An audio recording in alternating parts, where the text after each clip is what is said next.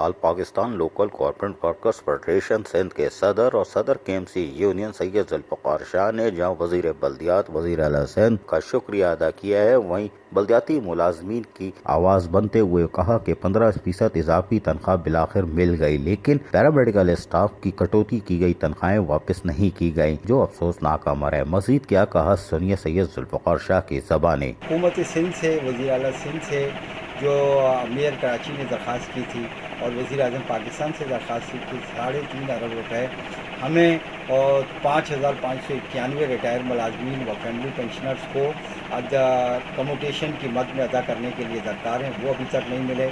19 ماہ سے ہمارے فائر فائٹرز جو ہے وہ بھی واجبات کی ادائیگی کے لیے جو ہے سراپا احتجاج بنے ہوئے ہیں۔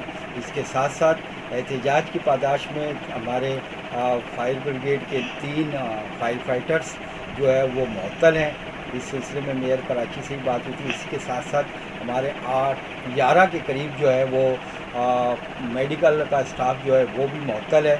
احتجاج کی پاداش میں میری میئر کراچی سے ملاقات بھی ہوئی تھی اور درخواست بھی ہوئی ہے۔ ان میں سے بعض افراد نے جو ہے انہوں نے یہ یقین دہانی کرائی ہے کہ انہوں نے کوئی ایسا عمل نہیں کیا کہ جو میئر کراچی کی عزت پہ حرف آئے، یا وہ ہے وہ پہلے بھی ان کی عزت کرتے تھے اور اللہ تعالیٰ نے انہیں جو مرتبے سے نوازا ہے۔ All Pakistan local government workers federation کے سندھ کے صدر سید ذوالفقار شاہ نے یقیناً بلدیاتی ملازمین کی آوازیں بلند کی، اور آج بلدیاتی ملازمین جن حقوق کو حاصل کر رہے ہیں وہ بھی انہی کی مرہون منت ہے، ورنہ ایڈمنسٹریٹرز یا میئروں نے بلدیہ عظمیٰ کراچی کے لیے 1 روپیہ تک حاصل نہیں کیا، یہاں تک کہ اپنی ریکوری کے اہداف بھی پورے نہیں کیے۔ عزیز عارف، KBS بلدیاتی نیوز، کراچی۔